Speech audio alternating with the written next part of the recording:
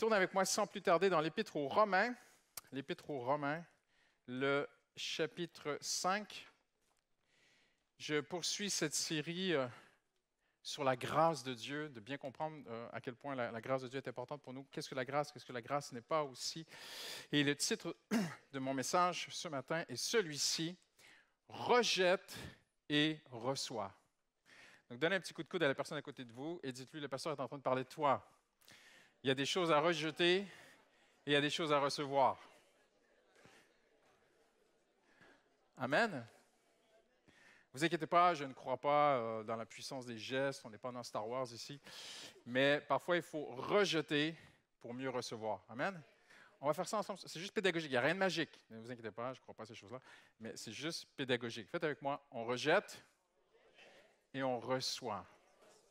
Amen. Je viens de vous citer un texte de la parole de Dieu. On va le lire dans un instant. Ce n'est pas moi qui dis, c'est la parole de Dieu qui dit « Rejette et reçois ». Joseph Vernet, si vous ne le connaissez pas, j'aime beaucoup l'histoire de France. Joseph Vernet était un peintre et il a peint pour Louis XIV.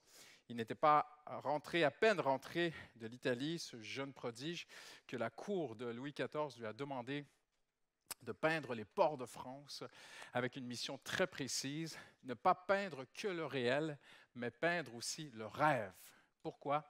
Parce que la France ne croyait pas beaucoup à l'importance d'investir dans les océans et les mers et partir à travers mer et monde, autant que l'Angleterre. L'Angleterre maîtrisait les mers, les océans, et la France était vraiment en retard là-dessus.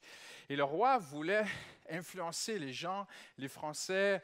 Oui, le terroir français est très important. Oui, la baguette de pain, est bien, le camembert est extraordinaire. Mais il n'y a pas que ça. Il faut aussi aller conquérir les océans. Alors le roi a demandé à Joseph Vernet de peindre les ports de France, mais pas réellement tels qu'ils le sont vraiment dans la réalité, mais peindre un petit peu le rêve, voyez-vous. Et je pense que la ville de Paris va m'aimer parce que le musée de la Marine de France va bientôt réouvrir à la rentrée, à l'automne. Donc, tous les Parisiens vont aller voir ces grandes fresques très, très belles, très jolies de Joseph Vernet. Mais lorsque vous regardez ces jolis tableaux, en fait, c'est souvent pas vrai.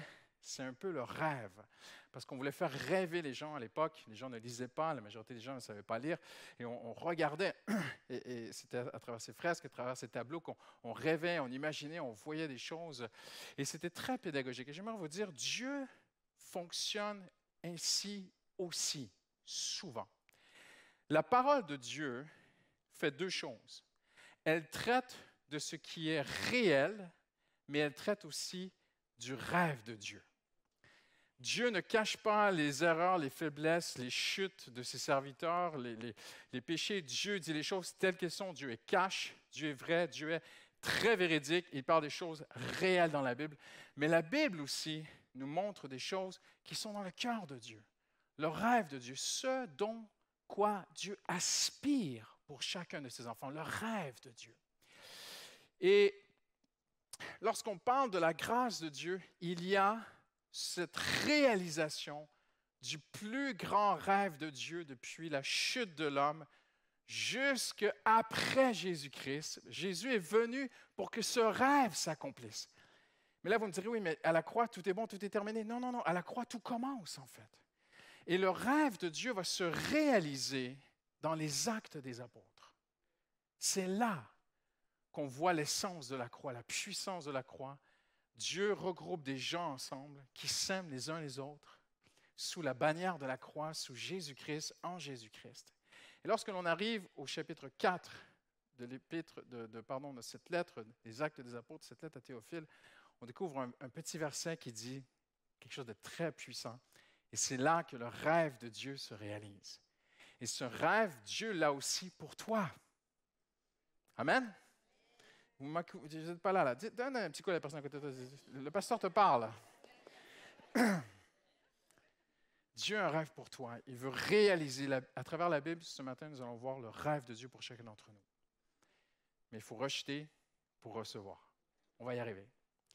Et ce rêve, dans Actes, chapitre 4, la Bible dit, une grande grâce reposait sur eux tous. On va y aller mot par mot parce que c'est très, très fort, ce verset. Une grande grâce. Déjà, l'expression « une grande grâce », vous ne la trouverez pas souvent, pour ne pas dire presque jamais, dans tout le Nouveau Testament. Il y a quelque chose de très unique ici où le Seigneur veut vraiment attirer notre attention, arrêter notre pensée. Il veut que nous sachions que Dieu a réalisé son rêve dans la première Église. Et il a mis sur eux une grande grâce. Maintenant, qu'est-ce que la grâce de Dieu? Qu'est-ce que la grâce de Dieu n'est pas? Je le répète, on est au 6e message. Je ne peux pas refaire les 5 premiers messages. 6, 7, j'ai perdu le compte, tant pis. Mais une chose est certaine, c'est que la grâce de Dieu n'amène aucune permissivité dans l'Église. Elle ne permet pas le péché. La grâce de Dieu n'est pas une permissivité. La grâce de Dieu ne redéfinit pas le péché. J'ai bien aimé ce que notre frère a partagé, Urbain, au premier culte. La grâce de Dieu n'est pas là pour nous dire que le péché va selon les époques. La grâce de Dieu n'est pas permissive. La grâce de Dieu donne la puissance de marcher dans la pureté. Donc la grâce de Dieu, c'est l'aide de Dieu, mais pas que. Elle va dans toutes les sphères de nos vies. Dieu amène une grâce sur le plan matériel. Dieu amène une grâce sur le plan mental. Dieu amène une grâce dans toutes les sphères de ta vie. Dieu veut te donner une grâce de faire des choses que tu ne pourrais pas faire par toi-même. Une grande grâce. Donc, un grand secours de Dieu. C'est impressionnant, la première Église. Pas seulement un secours de Dieu. Le Seigneur veut que l'on sache, c'était vraiment en grande quantité. Il y en avait vraiment beaucoup. On peut même presque imaginer une main divine, surnaturelle sur toute la première. Ces milliers, au chapitre 4, nous sommes déjà à des milliers de chrétiens, ces milliers de chrétiens tous ensemble, unis, qui s'aiment les uns les autres, qui prient, qui partagent, qui s'entraident et tout cela. Et une main divine, une grande grâce reposait, non visitait, non périodique, mais habitait, restait sur eux. Demeurait sur eux. J'aimerais vous dire ceci, le rêve de Dieu, c'est qu'une grande grâce de sa part reste sur toi. Non seulement te visite à l'occasion, non seulement une sorte de manette de panique quand Seigneur au secours aide-moi. Non, non, non, non. Elle demeure. Elle reste. Une grande grâce restait sur eux pendant qu'ils dormaient.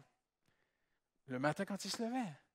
Quand ils étaient ensemble, quand ils étaient seuls, ou quand ils allaient travailler dans les champs, ou le cordonnier retournait à son travail, et puis se réunissaient pour prier.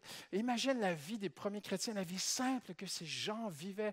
Cette vie dont Paul parle aux Corinthiens et dit, je crains que certains essaient de vous éloigner de la simplicité de Jésus-Christ. Ils vivaient dans une grande simplicité, leur foi. Et une grande grâce reposait seulement sur les apôtres? Non. Sur eux tous. Là, vous dites, oui, mais pasteur, j'ai lu le verset, j'ai lu un petit peu, j'ai étudié la Bible, j'ai lu qu'avant, ça parle qu'ils avaient beaucoup de respect pour les apôtres. Oui, mais lis bien comme il faut. Lis bien dans l'ensemble, le chapitre 5 au complet de Actes. Ce que ça dit, c'est tellement beau, Actes 4, 33. Une grande grâce reposait sur eux tous. Oui, les apôtres étaient consacrés à la prière, au ministère de la parole. Oui, ils avaient plus le temps peut-être que ceux qui allaient travailler dans les champs 10 heures par jour. Ils n'avaient pas 35 heures semaine. Et les apôtres avaient peut-être plus le temps. Mais une grande grâce reposait sur tous. Sur la mère de famille qui se levait tôt avant le lever du jour, qui prenait soin de toute sa famille et tout, qui était fatigué le soir, qui n'avait toujours pas le temps de prier, qui aurait aimé avoir le temps de prier plus et d'étudier plus la Bible. Mais elle avait quand même sur elle une grande grâce. Autant que les apôtres. Et 30 ans plus tard, on y arrive, Paul regarde, il va écrire aux Romains, il n'a pas encore été visiter Rome. Il écrit aux Romains cette lettre, cette épître, il regarde derrière lui. Et je pourrais presque dire, après, plus on étudie la Bible, plus on a des chapitres préférés, mais je pourrais presque dire que pour l'instant, c'est mon chapitre préféré, le chapitre 5. Extraordinaire. Parce qu'au chapitre 5 de l'Épître aux Romains, Paul parle de cette simplicité. Nous sommes réconciliés avec Dieu par Jésus-Christ.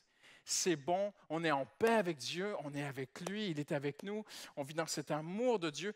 Et un terme revient souvent au chapitre 5 de l'Épître aux Romains, c'est l'abondance de la grâce. Une grande grâce reposait sur eux tous. Et Paul écrit, alors qu'il écrit et qu'il dicte à un scribe qui va écrire, qui est en train d'écrire pour lui, Paul répète souvent dans son épître, mais l'Église, elle a eu une abondance de grâce à travers ces années. Ces 30 dernières années, depuis que Jésus nous a quittés, depuis la Pentecôte, ces 30 dernières années, une grande grâce a été sur nous. Regardez ce qu'il dit, je le lis pour vous, je pense que ça apparaît à l'écran. La grâce de Dieu qui vient d'un seul homme, Jésus-Christ. Et je souligne ce matin, la grâce de Dieu ne vient pas par tes efforts. Elle vient par Jésus-Christ. Elle ne vient pas par des méthodes, des clés, des recettes, des astuces, des trucs, des ceci, des cela, qu'on pourrait vous enseigner en vous disant, faites toutes ces choses et vous allez toucher la grâce de Dieu. Non, non, non, non, la grâce de Dieu, elle nous est acquise par Jésus. Ce ne sont pas mes mérites, mes efforts qui vont faire que la grâce de Dieu va venir. Non, non, non, Jésus a payé pour moi. La grâce qui vient d'un seul homme. Et là, nous lisons un homme qui a été extrêmement dur sur lui-même, un homme qui a été religieux, un homme qui a tellement travaillé sur lui-même pour être meilleur. Il dit, je considère toutes ces choses comme littéralement des ordures aux Philippiens en grec, des ordures, des poubelles, devant l'excellence de la connaissance de Christ. Je ne ferai plus d'efforts pour essayer d'obtenir la grâce de Dieu. Jésus l'a fait pour moi. Elle vient d'un seul homme, la grâce. Elle ne vient pas du pasteur. Pasteur, posez votre main sur moi que je sois béni. Non, tu es déjà béni en Jésus. Alléluia. Je peux prier pour toi quand même. Mais... Elle a surabondé pour beaucoup. Pas qu'une élite. Elle a surabondé pour beaucoup de personnes. Ceux qui reçoivent avec abondance la grâce régneront à bien plus forte raison dans la vie par Jésus-Christ seul. Là où le péché abonde, où on peut dire, là, le péché, j'aime bien cette traduction, le péché nous fait glisser de côté, le péché nous fait déraper, le péché nous fait tomber. Là où le péché abonde ou prolifère, parce que le mot péché ici, ce n'est pas un martien, c'est un autre mot qui veut dire littéralement quelqu'un qui essaie de marcher mais qui n'y arrive pas. Là où le péché fait que j'essaie d'être une bonne personne, mais mon pied glisse et je chute. Là où ce style de vie prolifère, je prolifère de chute, je glisse souvent, je tombe, j'aimerais marcher, j'aimerais tellement y arriver, mais je n'y arrive pas. Là où le péché, là où glisser, slip away en grec, prolifère, hallelujah. Là où le péché, cet élément intérieur qui produit des actes, a abondé, la grâce a surabondé. Le mot grec signifie superabondant, excédé, outrepassé. En d'autres mots, même si je chute, même si j'ai l'impression que je lutte avec quelque chose qui est plus fort que moi, Dieu dit, ce n'est pas plus fort que toi maintenant. En Jésus-Christ, il y a une grâce qui va venir dans ta vie et qui va être plus grande que le plus grand de tous tes péchés. Et qui va faire que tu vas pouvoir marcher en pureté devant Dieu. Hallelujah. Et il termine en disant, de même, la grâce règne. Impressionnant. En Jésus-Christ, maintenant, la grâce n'est pas quelque chose qui nous visite. La grâce n'est pas quelque chose d'occasionnel. La grâce n'est pas quelque chose à mériter, à gagner des points. Il n'y a pas de bonus-malus avec Dieu, comme dans ta compagnie d'assurance véhicule. Voyez-vous ce que je veux dire? On ne gagne pas des points, on ne perd pas des points avec Dieu. La seule chose que Dieu dit, c'est le juste vivra par la foi. La foi que Jésus a tout accompli à la croix, j'ai tout pleinement en lui, hallelujah. Et la grâce reposait sur eux tous et je suis dans le règne de la grâce. Le règne de la grâce, ce n'est pas un règne de succès matériel. C'est un règne victorieux sur le péché. Attention, dans certains milieux, on vous enseigne qu'on règne dans ce monde, les chrétiens sont appelés à régner dans ce monde. Moi, quand je lis les Actes des Apôtres et quand je lis 2000 ans d'histoire de l'Église, alors c'est un échec. Parce que les chrétiens, les apôtres ont été mis en prison, on a brûlé leur maison. Présentement, dans le monde, il y a 40 000 chrétiens qui meurent par année pour le Seigneur Jésus-Christ. Et ils sont remplis du Saint-Esprit, ils croient en Dieu, ils font tout ce qu'ils peuvent pour le servir de tout leur mieux. Et ils ne règnent pas du tout. Ils ne règnent pas dans le monde. Nous ne sommes pas appelés à régner dans le monde dans le sens matériel. Après, si Dieu prend un homme et en fait le numéro 2 de l'Égypte comme Joseph, c'est Dieu qui le fait. Si Dieu prend un homme comme Daniel et l'amène au-dessus de Babylone, c'est Dieu. Dieu fait ce qu'il veut. Si Dieu veut te prendre demain et faire de toi le président de la République, alléluia. Je n'ai pas de problème avec ça. Voyez-vous? Si Dieu veut faire d'un homme, le rendre riche matériellement, ça c'est Dieu. Mais les promesses ici, dans le contexte, ne traitent pas d'un règne matériel, elles traitent d'un règne sur le péché. Très important, il faut comprendre, il faut lire le texte dans son contexte. Alors, quand on vous parle de règne, que les chrétiens est appelés à régner et à rouler en voiture de luxe, non. Non.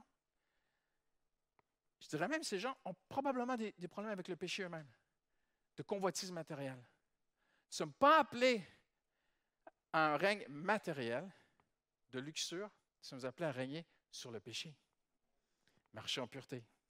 Parce que je veux dire une chose ce matin, le Seigneur peut te donner la maison de tes rêves. Il peut te donner Barbie comme épouse. Il peut te donner 8 enfants. Il peut te donner 3 voitures de luxe. Mais si tu n'arrives pas à résister à la tentation, tu es pauvre.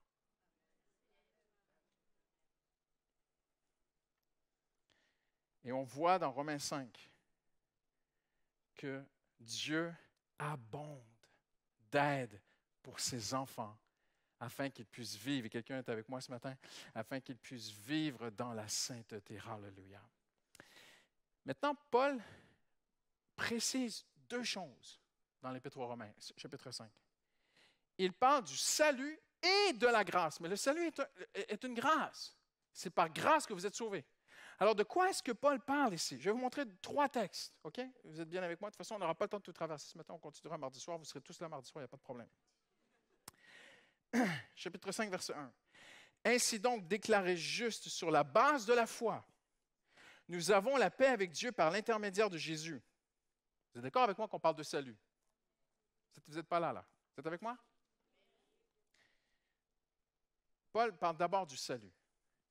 Ainsi donc, déclaré juste sur la base de la foi, nous avons la paix avec Dieu par l'intermédiaire de Jésus. Sauvé, racheté, adopté, en paix avec Dieu, c'est bon. Mais ce n'est pas tout. Ce n'est pas tout. Et la preuve, c'est qu'on a des chrétiens aujourd'hui qui sont sauvés, rachetés, en paix avec Dieu, et qui chutent, qui glissent, qui chutent, et qui retombent, et qui retombent, et qui retombent, et qui n'arrivent pas à résister à la tentation. Alors, Paul parle d'une autre grâce. Regardez bien, ce n'est pas moi qui le dis. Vous n'êtes pas d'accord, vous allez voir Paul. Par l'intermédiaire de Jésus, c'est aussi par son intermédiaire que nous avons accès par la foi à cette grâce. Il a parlé au premier verset, par l'intermédiaire de Jésus, nous sommes en paix avec Dieu, nous sommes sauvés, et puis il dit, c'est aussi par son intermédiaire que nous avons accès à cette, donc une autre grâce. Le salut est cette grâce merveilleuse adoptée en Jésus. Alléluia. Mais ici, il parle d'une autre grâce. Vous n'êtes pas convaincus, je vais vous montrer un autre texte. Au verset 15, il dit ceci, à la fin du verset, « La grâce de Dieu est le don de la grâce. » 2 grâces. Il remercie Dieu, il dit, regardez ceci. En effet, si beaucoup sont morts par la faute d'un seul, il parle d'Adam, on ne va pas faire trop de théologie ce matin, je vais essayer de rester très, très succinct et simple.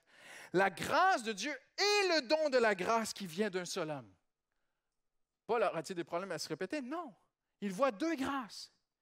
Il voit le don de la grâce, qui est le salut. Il voit une autre grâce. Je continue. Verset 17.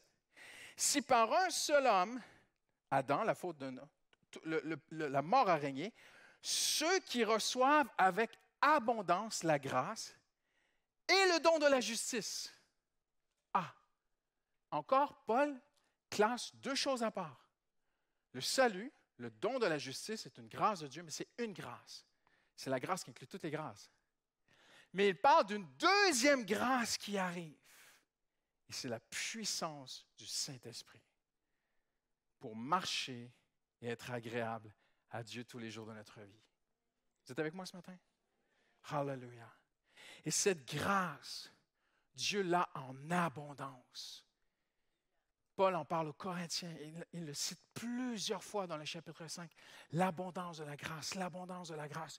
Je vais même dire, vous me pardonnez ceux qui me connaissent, je me répète, j'aime tellement ce texte où Paul a une épine dans sa chair, il vit des moments difficiles dans sa vie, il a demandé à Dieu et Dieu dit, ma grâce te suffit. Et à la fin de sa vie, il écrit à Timothée et il dit, la grâce de Dieu, non seulement la grâce de Dieu a été suffisante, mais la grâce de Dieu a surabondé. Hallelujah! C'est exactement comme si tu allais voir Dieu, tu dis, Seigneur, j'ai soif, est-ce que tu peux me donner un verre d'eau? Il fait tomber un nuage de pluie sur toi. Rouvre les écluses des cieux. La grâce a surabondé. Hallelujah. Tu veux une épreuve ce matin? La grâce de Dieu peut surabonder, te soutenir dans cette épreuve. En attendant l'issue. En attendant la réponse, tu attends des réponses de Dieu. Dieu peut te donner une telle foi, un repos, une paix intérieure. Tu es dans la maladie, tu es dans la souffrance, on t'a blessé, tu as vécu des injustices. Peu importe ce que tu es en train de traverser dans ta vie, si Paul l'a dit, s'il l'a vécu, s'il l'a enseigné, s'il regarde derrière lui 30 ans d'Église et qu'il dit, mais c'est extraordinaire. Les 30 dernières années, du début jusqu'à cette lettre que j'écris, l'Épître aux Romains, ces 30 années, la grâce de Dieu a surabondé pour les enfants de Dieu, pour les chrétiens, pour mes frères et sœurs et pour moi. Et une grande grâce reposait sur eux tous. Wow! Mais il y a une condition. Ceux qui reçoivent l'abondance de la grâce vont régner dans la vie. Là, dans certains milieux, on vous a enseigné, pas vous, parce que je sais que vous n'écoutez pas ce genre de message, mais d'autres, on leur a enseigné qu'on était appelé à régner et tout ça dans le monde et tout ça. On a vu ces choses-là. Mais il y a un règne qui est là pour nous. Régner dans la vie sur terre. Régner sur les soucis, sur les inquiétudes, sur les tentations, sur les séductions. Régner. Le chrétien est appelé à être victorieux. Et Paul fait une distinction. Il y a deux grâces, en fait. Il y a la grâce d'être sauvé et il y a la grâce de régner. Donc, tu peux être un chrétien abattu, défait, tout le reste de ta vie. Mais tu es quand même chrétien. Tu es quand même un enfant de Dieu. Mais Paul parle d'un style de vie dans lequel nous sommes appelés à entrer. J'y suis pas encore pleinement, mais j'y tends. Je ne suis pas j'y tends, je tends à vivre dans ce temps. Paul dit, à bien plus forte raison, ceux qui ont recevoir l'abondance de la grâce de Dieu vont régner dans cette vie. Wow! Alors, qu'entend-il par recevoir? Bien, le mot recevoir ne signifie pas simplement que je tiens ma main comme ça et que ça tombe et que ça peut tomber à côté, que je n'ai rien à faire. Non, non. Quand il dit le mot recevoir, implique un acte. Dieu donne, mais je prends. Dieu donne, mais je saisis. Et c'est ce que Paul dit. Ceux, à bien plus forte raison, ceux qui reçoivent l'abondance de la grâce, en d'autres mots, ceux qui la saisissent, ceux qui prennent ce que Dieu leur offre, qui font leur part, ils vont régner dans la vie. Wow! Alors, en terminant aujourd'hui, cela nous amène à chercher c'est quoi recevoir. Est-ce que c'est assez simple? Regarde avec moi Jacques, chapitre 1er. Je vous fais travailler ce matin. Amen? Jacques, chapitre 1er. Le verset 21. Jacques dit, rejetant toute souillure et tout excès de malice, recevez avec douceur la parole qui a été plantée en vous, qui peut sauver vos âmes. Wow! On va essayer de comprendre ceci au plus clair possible. Tout d'abord, qu'entend-il par sauver vos âmes, s'ils sont déjà sauvés? C'est que souvent, on ne le sait pas, beaucoup de chrétiens ne le savent pas, mais il y a deux sortes de salut dans la Bible. Oh, qu'est-ce que Pasteur Christian est en train de nous dire? Oui, il y a deux sortes de salut. Il y a un salut momentané, temporaire, et un salut éternel. Nous sommes sauvés pour l'éternité par le sang de Jésus. Mais parfois, nous traversons des épreuves et on a besoin que Dieu vienne à notre secours. Donc, il y a le salut et il y a le secours de Dieu, qui est une forme de salut. Vous me suivez? Ce n'est pas trop compliqué? Et quand il dit, la parole qui a été plantée en vous, elle peut sauver votre âme. Dans le premier sens, c'est que oui, elle nous garde dans le salut, elle nous garde sur le droit chemin. Mais aussi, par la parole, les promesses que Dieu met en nous, il va nous secourir dans les moments difficiles. OK? Il dit ceci, il dit, vous devez rejeter et recevoir. On vient de le lire ensemble, regardez. Rejetant toute souillure, donc rejeter, souillure et malice, recevez avec douceur la parole. Et là est l'essence de tout ce que nous disons ce matin. La clé pour que je puisse marcher une vie qui est agréable à mon Sauveur, c'est d'entrer dans cette grâce du Saint-Esprit, de marcher avec l'Esprit de Dieu. Mais j'ai une part à jouer. Je dois rejeter et je dois recevoir. Je dois rejeter toute souillure, je dois rejeter la malice et je dois recevoir la parole de Dieu avec une simplicité, une douceur. Je vais terminer bientôt, je n'aurai pas le temps d'en parler aujourd'hui, on va continuer mardi. Mais je vais toucher à une chose avec vous ce matin. On va toucher le deuxième. Souillure, c'est assez clair, c'est assez simple. Mais qu'entend-il, Jacques, par la malice? Rejetant tout excès de malice. Alors oui, bien sûr, il y a cet aspect de quelqu'un qui est malin, de quelqu'un qui est méchant, de quelqu'un qui est mesquin. En étudiant le texte, personnellement, je pense que Jean va plus loin que cela. Je ne peux pas imaginer que des enfants de Dieu soient malins. Quand on parle du malin, on parle du diable, en fait. Dans le grec, le malin, c'est le diable, souvent dans le Nouveau Testament, pardon. Alors, qu'entend-il par excès de malice? Parce qu'il utilise le même mot qu'abondance, une abondance de malice. Là, tu te dis, mais donc, on peut en avoir un peu. Non. En fait, en étudiant le mot, on découvre que ça signifie aussi quelque chose qui est de mauvaise qualité, quelque chose qui est vain et quelque chose qui est sans valeur. Il parle d'abord des souillures. On va en parler mardi. Si vous voulez garder vos souillures, ne venez pas mardi. Mais il dit de rejeter toute souillure et tout excès de malice. C'est impressionnant. Comment est-ce qu'on peut interpréter ça? Je n'irai pas trop loin dans le texte. Mais je vais rester sur cette malice. Jacques parle de rejeter ce qui est vain, ce qui est de mauvaise qualité et ce qui est sans valeur. Il y a des choses dans ta vie qui ne sont pas des péchés dans le sens d'une souillure, mais qui sont des choses qui sont sans valeur. Je vais vous montrer ce que j'entends. J'ai préparé une petite illustration. J'ai devant moi 3 pains. Ne vous inquiétez pas, je vais vous les montrer. Il y a un pain que j'ai mangé une bonne partie de ma vie en Amérique, qui pour moi n'est pas du pain. OK? C'est de l'art. Il n'y a pas de poison. Là, vous dites, mais moi, je mange ça tous les jours. Que Dieu vous aide.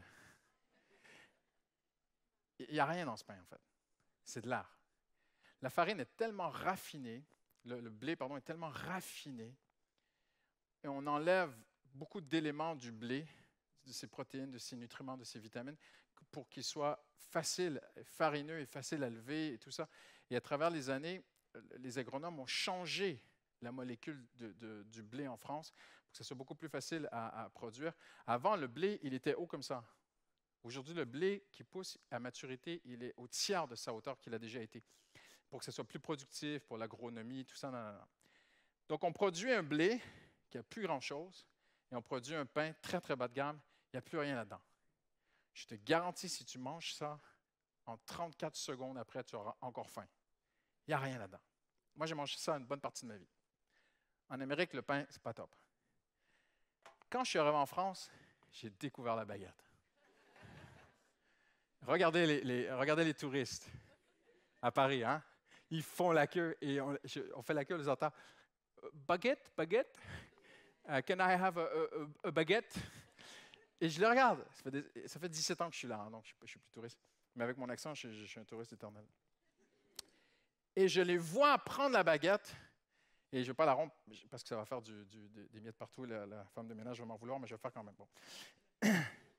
Et quand tu romps la baguette, tu entends ce crack, tu vois. Et même, il y a des films américains qui parlent de la baguette française et qui disent, écoute, là, comment ça craque bien et tout. Mais je vais vous dire une chose. La farine qui est là-dedans, c'est la même farine qui est là. OK? Et puis, tout à coup, un jour, ta femme tombe malade. Et on découvre avec les années, ça a pris beaucoup de temps, qu'elle est intolérante au gluten. Et ça a amené ma femme, je ne dirais pas presque aux portes de la mort, mais à perdre ses cheveux, être malade, puis pouvoir travailler et vivre dans une grande souffrance. Elle perdait des kilos, on ne savait pas ce qu'elle avait. Je vous épargne tous les détails. Ça a été très long, mais avec un bon médecin qui était chercheur aussi, on a découvert à l'époque qu'elle était intolérante au gluten, avant que le sans gluten soit à la mode. Maintenant, c'est une mode, le sans gluten. Hein? Il y a des gens, ils ont mal un peu à la hanche. « Ah, je suis sans gluten et tout. » Ma femme, elle est vraiment sans gluten. Alors, on a fait des recherches, et c'est là qu'on a découvert toute cette histoire de blé, que le blé a changé, qu'on a modifié le blé. Mais il y a des gens qui reviennent à l'ancien blé. Il y a des boulangeries dans Paris où ils font du blé ancien avec une bonne graine de blé et ils te font et tu manges un pain comme ça. Moi, je parle de ma vie privée ce matin. Moi, je mange ça le matin, je tiens jusqu'à midi. Il y a des protéines là-dedans. C'est du vrai pain. Eh bien, c'est pareil avec l'Évangile. Paul dit, rejetez toute forme de choses qui sont vaines pour vous. Et la première chose que tu découvres, c'est quand tu viens à Jésus, avant, tu vivais ta vie sans Jésus. Et il y a des choses que tu faisais, elles sont péchées. Et tu te dis, mais il n'y a pas de problème. Mais j'ai quitté, j'ai arrêté d'aller en boîte de nuit, j'ai arrêté ceci, j'ai arrêté de dire des gros mots, j'aide une petite mamie à traverser la rue, je suis une bonne personne et tout. Mais il y a peut-être encore des choses que tu fais qui sont vaines en fait. Elles sont vaines. C'est du temps perdu. Hein? Je ne sais pas combien d'heures tu passes sur un téléphone. Mais j'ai appris cette semaine, et j'ai pas ri, j'ai presque pleuré, que dans mon ancien pays, je suis toujours canadien, mais au Canada, les jeunes passeraient presque autant de temps sur les jeux vidéo qu'à l'école. On parle de 7 heures par jour de jeux vidéo. Et là, c'est plus vain, là, ça devient poison. Mais jouer à un jeu vidéo, ce n'est pas poison, mais parfois c'est vraiment vain. Et il y a peut-être des choses dans ta vie que tu fais, spirituellement, tu les manges, ce n'est pas un poison, ça ne va pas te tuer, ce n'est pas un péché. Mais Jacques dit, ce sont des choses qui sont sans valeur. On va plus loin, en terminant. Ça devient très silencieux. Tu deviens chrétien, tu donnes ton cœur à Dieu. Mais dans l'Église, il y a du faux pain. Là, elle ne pas voir le boulanger en face en lui disant, le pasteur a dit que ton pain était faux. Laissez le pauvre boulanger tranquille. Mais ce pain, tu le manges, dans 15 minutes, tu as faim. Après, si vous aimez la baguette, que Dieu vous bénisse, il n'y a pas de problème. Ça m'arrive de manger une baguette, il n'y a pas de problème. Ce n'est pas poison. Mais c'est très, très, très, très, très léger. Ça ne va pas te tenir. Et aujourd'hui, il y a dans l'Église, quand je parle de l'Église, pas Paris Métropole, mais dans l'Église générale, les églises, parfois, des enseignements, c'est de l'art. C'est du fun. Ça ne va pas te nourrir, ça ne va pas te tenir dans l'estomac. Et il existe, hallelujah, la vraie parole de Dieu. J'ai même allé, qui va plus loin que les enseignements que le pasteur peut apporter. Ta responsabilité devant Dieu, de lire la Bible. Lire la Bible. Je vous le dis avec beaucoup d'amour, j'aime tout le monde et je ne veux pas faire le procès de personne. Dernièrement, j'ai parlé à 2 personnes qui étaient en présence l'une de l'autre. Un éminent théologien de la région parisienne, chrétien, enfant de Dieu, frère, un pasteur, un gars que j'aime et tout. On est amis. Et une personne qui était avec nous, qui ne fait pas de théologie, mais qui lit beaucoup la Bible. Et à un moment donné, je les écoutais les deux. Je dis, mais la sœur, elle a raison. Et je vous dis pourquoi. Parce que parfois, on lit tellement de livres de théologie qu'on ne lit plus la Bible. Mais les théologiens, eux, lisent la Bible. Comprenez-vous? Je ne dis pas de ne pas lire de livres chrétiens. Mais parfois, les chrétiens courent à droite et à gauche. Ils traversent mer et monde parce qu'ils ont faim de Dieu. Et ils vont au bout du monde chercher le meilleur bouquin pour grandir dans la foi. Non, lis la Bible. Lis la parole de Dieu. Pasteur, comment je peux grandir? Lis la Bible. Parfois, là, aide-moi, Seigneur, à le dire avec sagesse et amour. Il y a des chrétiens, ils rouvrent la télé et à longueur de journée, c'est de la louange, des prédications, des cultes, des églises, des ci, des ça. C'est pas mauvais, mais ça ne remplacera jamais toi, assis, ferme la télé, ferme ton téléphone. Pincez la personne à côté de vous, pincez-la très fort. Non, j'arrête. Le pasteur te parle. Le mode avion, c'est le mode Saint-Esprit. Hallelujah. Mets ton téléphone en mode avion. Si jamais, pendant que tu es sur le mode avion et que tu lis la Bible, si jamais c'est la 3e guerre mondiale qui arrive et qu'une bombe atomique vient et qu'on explose et que tu meurs, de toute façon, tu vas avec Jésus. Donc, s'il arrive quelque chose de très grave pendant que tu as fermé ton téléphone, le téléphone, c'est un problème, hein? Je le vois parce que vous applaudissez sur le téléphone. C'est avec moi. Franchement, on peut fermer le téléphone et ouvrir et lire la parole de Dieu. Amen. Mais pasteur, je veux grandir dans la grâce. Je veux l'abondance de la grâce. Pendant toute la louange, j'ai une phrase qui était sur mon cœur. Je ne sais pas bien la dire, mais je vais essayer de la dire bien. Il y a beaucoup de choses qui bénissent mon âme. La louange, écouter des prédications, lire. Ma femme sait que j'aime beaucoup lire. Mais rien ne fortifie ma vie au complet comme lire la Bible. Rien, il n'y a rien, il n'y a rien. On a de très beaux chants aujourd'hui. Mais si on faisait des statistiques, en Amérique, ils en ont fait.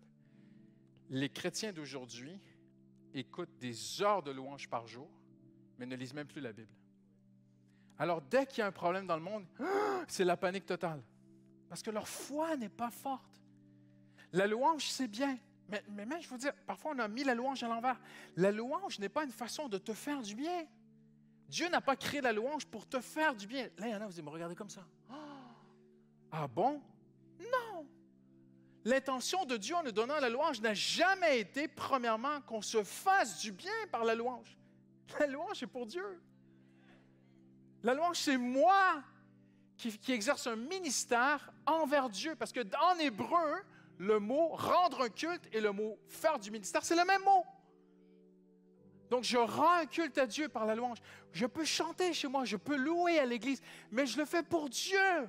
Ah, mais ça me donne quoi en retour? Le Saint-Esprit va te remplir. Il va te fortifier, bien sûr. Mais de toutes les choses que j'ai vues qui existent dans l'Église, rien ne fortifie mon âme comme le vrai pain de la simple lecture de la parole de Dieu, la Bible. Et dans les jours qui viennent, le seul chrétien qui va rester debout, c'est le chrétien qui est dans la parole de Dieu. Pourquoi je dis ça? Parce que lorsque je lis la Bible, je lis des vérités et je les comprends. Et en fait, ce n'est même pas la lecture de la Bible qui me fait du bien. C'est de comprendre, de saisir ce que le Seigneur essaie de me dire à travers la parole de Dieu. Vous voyez où je m'en vais? Donc, quand il dit rejeter toute forme, rejetez ce qui est vain, rejetez ce qui est sans valeur, rejetez le pain qui n'a rien dedans, ne perdez pas votre temps avec ça. Et qu'est-ce qu'il dit? Recevez quoi? La parole qui est dans votre cœur. Elle peut être dans ta tête, mais pas dans ton cœur. Il faut qu'elle rentre dans ton cœur. Et tu le lis. Regarde, on va relire ce qu'on a lu au début. Hallelujah. Ah, mais moi, ma femme me connaît, hein, je me fais du bien avec la Bible. Ah, Jésus. Ainsi donc, déclaré juste sur la base de la foi. Moi, je peux rester là-dessus et prier 1 heure. Ah bon? Mais Seigneur, je suis juste. Sur la base de ma foi, la seule chose que tu me demandes, c'est de croire. Ah oui, le juste vivra pas. C'est ce qu'on appelle méditer la Bible en passant.